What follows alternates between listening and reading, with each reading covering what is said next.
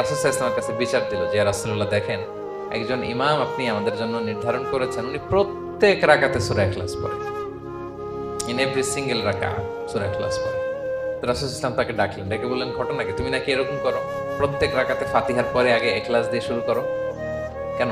কেন করো? সে বলতেছে, ইয়া রাসূলুল্লাহ, হ্যাঁ আমি আসলে এমনটা করি। কারণ আমি এই সূরাটাকে বড্ড ভালোবাসি।